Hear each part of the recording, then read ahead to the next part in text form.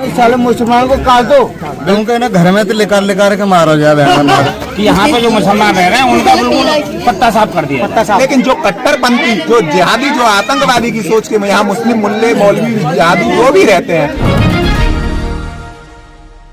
नमस्कार दोस्तों, इस वक्त जो मैं मौजूद हूँ उत्तर प्रदेश के जिला बुलंदशहर के पहासू थाना क्षेत्र के गांव दीघी के अंदर मौजूद हूँ। यहाँ भी बांग्लादेश का एक पुतला जलाया गया है और किस लोगों ने जलाया, आइए इनसे बातचीत करेंगे। क्या नाम है आपका? अशोक कुमार सैनी। थोड़ा तेज बोलिएगा। अशोक कुमार सैनी। कहाँ के रहने वाली है? दीघी। ये जो आज पुतला जलाया गया, किस उपलक्ष्य में जलाया गया, किसका जलाया गया है?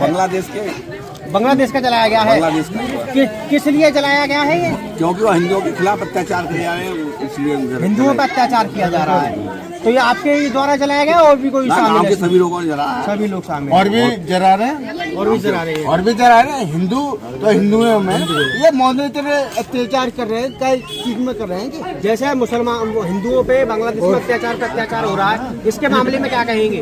मैं कह रहा हूँ साले मुसलमानों को काट दो, बिल्कुल।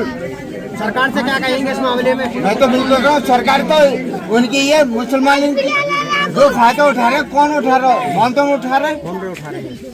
हिंदू नहीं उठा रहा है बिल्कुल भी। कौन सा उठा रहा है बताओ एक बार भी। कोई भी नहीं उठा रहा। भैया आपका क्या नाम होगा? मेरा ये धर्मेश सैनी नाम है। अच्छा, तो इस मामले में क्या कहेंगे आप? यहाँ मामले में मैं कह रहा हूँ कि ना घर में तो लेकर के मारो जाए बहन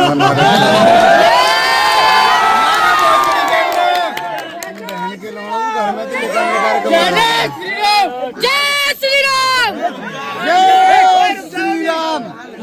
तो आपके गांव में इस बात का मुसलमानों ने विरोध तो नहीं किया?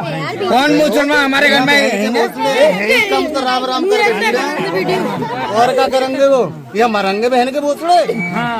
उनमें तो माल लगनी चाहिए, पक्के में माल लगनी चाहिए। तमाम लोगों से हमारी बातचीत हुई जहां इन लोगों ने बांग्लादेश का पुतला जलाया है, जहां हिंदुओं पर लगातार अत्याचार किया जा रहा है, उस उपलक्ष्य में गांव दीघी के अंदर बांग्लादेश का जो पुतला जलाया गया है।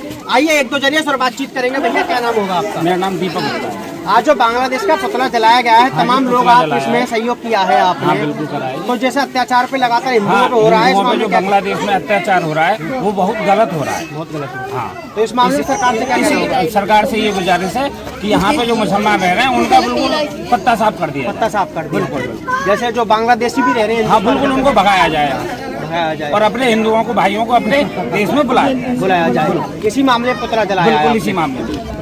भैया क्या नाम होगा आपका? जी, मेरा नाम प्रिंस यादव, मैं सनातन रक्षा वाहिनी का राष्ट्रीय अध्यक्ष हूँ। और ये पुतला जलाने की जो मुहिम है, ये सिर्फ एक छोटा सा संदेश है कि इस भारत के अंदर 125 करोड़ की जनता में 100 करोड़ आज भी हिंदू है, 25 करोड़ मुसलमान है, जिसमें से कम 10 करोड़ ऐसे कट्टरपंथी मुस्लिम हैं जो बाहर से आए हुए हैं पूरे संपूर्ण भारत में, जिनकी अभी SIR चल रही है। उसके माध्यम से आपने देखा जनपद बुलंदशहर में भी कुछ लोग ऐसे पाए हैं, चिन्हित किए गए हैं, जिनका ना कोई पता है ना पता है। तो मैं सरकार से इस मीडिया के माध्यम से एक बात कहना चाहूंगा, जो मुस्लिम है, वास्तविक में जो मुस्लिम समाज सभी धर्मों को, सभी आस्थाओं को मानने वाला है, वो बेशक हमारे देश में रहे, कोई दिक्कत नहीं, क्योंकि वो हमारी दिलेरी है, वो हम शुरू से और आज तक दिखाते आए। लेकिन जो कट्टरपंथी, जो जिहादी, जो आतंकवादी की सोच के यहाँ मुस्लिम मुल्ले, मौलवी, जिहादी जो भी रहते हैं, एक एक को चिन्हित करें और एक एक को यहाँ से खदेड़ने का काम करें। वरना अगर हिंदू संगठनों ने इस बात का बीड़ा उठाया तो शासन और प्रशासन दोनों के हाथ पर फुलाने का काम ये हिंदू संगठन करेंगे।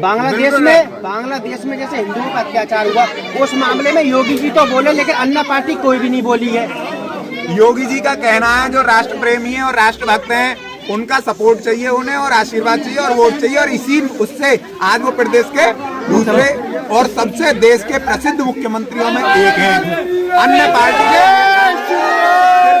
जाली टोपी लगाने वाले और हरी चादर लगाने वालों के वोट चाहिए, और उन्हीं लोगों के जा करके वो लोग माथा टेकने का काम करते हैं, चाहे आपका अखिलेश यादव हो, राहुल गांधी हो, कोई भी निषाद राज हो, कोई भी हो, वो लोग चादर चढ़ाने वालों के अपना माथा टेकने में आस्था रखते हैं। हमारे योगी जी एक मटके महंत हैं, मठाधीश हैं, वो अपने सनातन को लेकर के आगे चलते हैं, राष्ट्र को लेकर के आगे चलते हैं। उनका साफ साफ 2 लाइनों में कहना है, जो राष्ट्र हित की बात करेगा वही देश में रहेगा, और जो राष्ट्र विरोधी गतिविधियां करेगा उसका इलाज उत्तर प्रदेश में यूपी की पुलिस और यूपी का शासन कर रहा है, और आने वाले समय में और मजबूती के साथ करेगा। तो 27 में सरकार किसकी देखने को 27 में सरकार, ये तो लोगों को पूछने का सवाल ही नहीं है। हमारे प्रदेश के मुख्यमंत्री योगी आदित्यनाथ जी पूर्ण बहुमत से उत्तर प्रदेश की सरकार में दोबारा तीसरी बार बैठेंगे। लेकिन आपकी एक छोटी सी बात, अब जब आपने सरकार की कही है, मैं एक बात फिर याद दिलाना चाह रहा हूँ।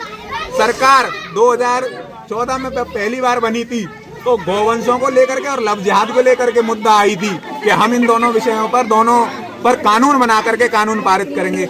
आज तक 8-10 साल हो गए, सेंट्रल में और उत्तर प्रदेश में दोनों ही जगह भाजपा की सरकार है, और हम लोग जब हमें सूचना मिलती है, हम गाय की गाड़ी को या किसी में अगर अपना मतलब रिस्क देते हैं या किसी में इन्वॉल्व होते हैं तो पुलिस हम लोगों पे मुकदमे लिखती है। पहली बात, सरकार को गौवंशों को राष्ट्रीय पशु घोषित किया जाए। दूसरा, लव जिहाद करने वालों के खिलाफ तत्काल एनए से लगा करके उन्हें और उनके घर को, उनके परिवार को, उनकी नस्लों को बिल्कुल ध्वस्त किया जाए। ये कानून बनाने का काम यहाँ की सरकार करे, वरना 2027 में तो हम योगी जी को बिठाएंगे, लेकिन 2027 के बाद जब सांसदी का, प्रधानमंत्री जी का चुनाव आएगा, इसका रिजल्ट उन्हें भुगतना पड़ेगा। जैसे कि इस बार उन्होंने माननीय महाराज जी के कहने से टिकट ना दे करके अपने मन की मनमानी करी और अयोध्या हार गए, प्रमाण आपके सामने है। और 27 सांसदों की सीटें माननीय महाराज जी ने जो दी थी, उसमें से जो टिकटें नहीं दी वो सारी सांसदी का चुनाव हारी है। इस बात का ये सेंट्रल गवर्नमेंट रिकॉर्ड उठा के देख ले। अगर महाराज जी की मानेंगे तो देश में राज्य स्थापित रहेगा, भाजपा सत्ता में रहेगी, और नहीं मानेंगे तो महाराज जी तो सत्ता में रहेंगे, लेकिन आप जैसे bureau report India crime news.